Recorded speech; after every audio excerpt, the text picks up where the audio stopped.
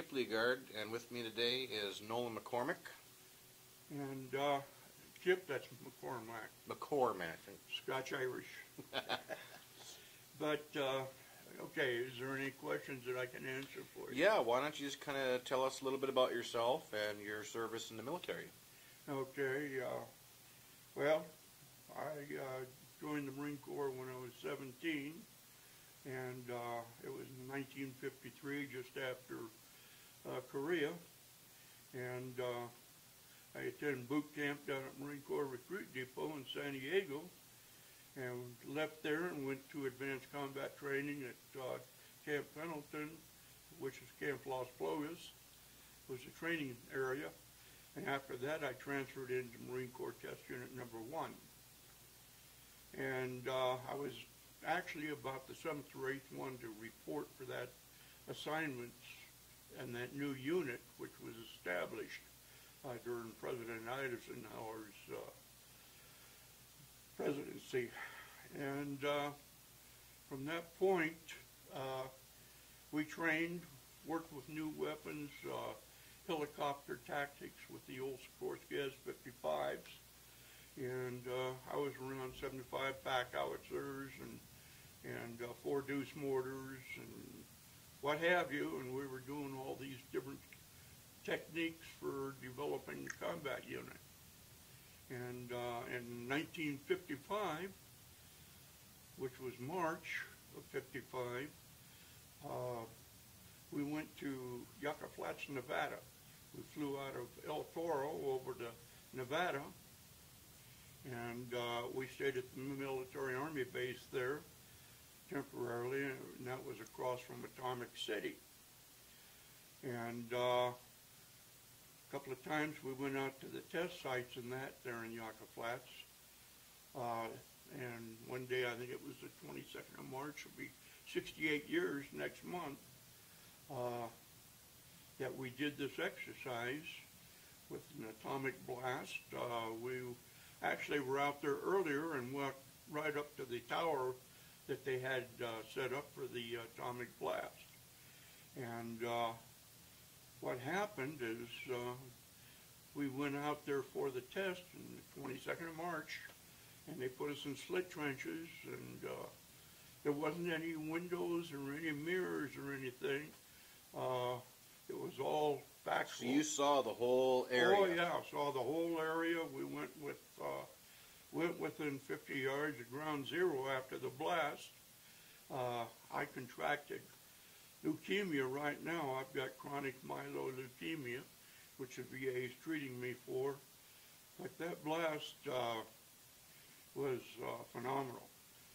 The light from the blast was so bright, I was in a slit trench and had my hands over my eyes and my eyes shut, and I could see the outline of Buddy next to me in the slit trench. That's how bright that light was.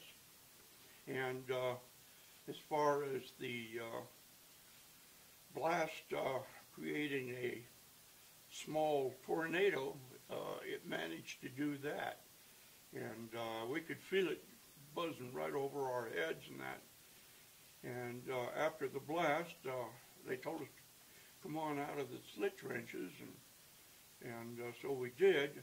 Matter of fact, Sergeant Cook, he yelled at me and he says, "Hey Mac, get over here." So we did a mock climb out, and we had the cloud in front of us, and that picture is in the Leatherneck magazine. It was in the September issue of, well, let's see, 2016. And I have a copy of that. And anyhow, this is what happened. I couldn't believe that blast being so phenomenal. So what were going through your mind before it went off? Did you have like an idea of what was coming, or? No, not really. We knew that Hiroshima and Nagasaki got hit with it during World War II, but we had no idea what this was. Matter of fact, this was all actually secret and confidential up until they released it in 1996. So, you know, at that point, then I could talk about it and discuss it in a whole bit. But I tell you, that's something that this country doesn't want to play with. I realize that we need to defend ourselves, from some idiot countries. But in the same token, I wouldn't put our troops out there just for guinea pigs and let them test it. And there's a lot of things involved in this activity of the atomic test. We did preparation. They checked us with Geiger counters, scintillators as we came through, and we mounted the trucks and buses and so forth to go back to the base. But this leukemia sits in your system for a long time. And then as you get older, your immune system starts breaking down, and that's when it starts attacking your blood through your bone marrow. And this leukemia, I'm fighting it right now because the medication I have to take for it is called Gleevec. It's a nickname for it. And it's a chemo pill I have to take every day to keep this in remission. And matter of fact, I have a cancer doctor in Coeur d'Alene, Dr. Kim. He's very good. And I'll tell you, it's nothing to mess with. No, I can imagine not. No, but I don't know. People that don't believe this happened, you better wake up and smell the roses. It did. And anybody that wants to discuss the situation, I'll be more than happy to let them know. Matter of fact, the back of my shirt shows exactly what the blast was and shows our trucks, Yep. And thing is there was an article in Marine Corps League magazine, or not Marine Corps League, but the Leatherneck magazine, which is the Marine magazine.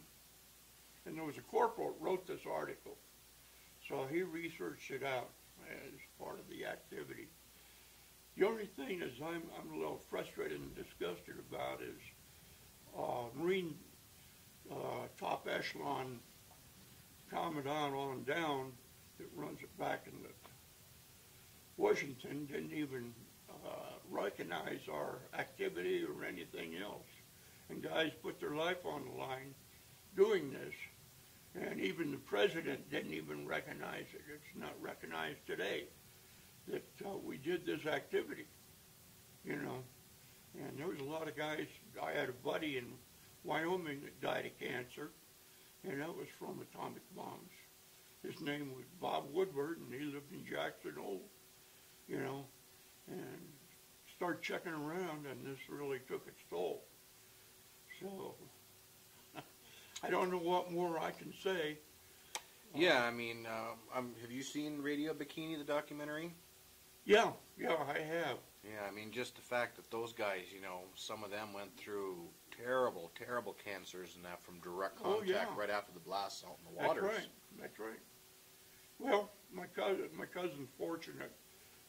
He hadn't been, checked for cancer or anything because he was aboard ship on the USS Catamount, and it's a bad situation for these people. I hope that they don't make guinea pigs out of all the guys, like this. So, outside of that, I got out of the Marine Corps, and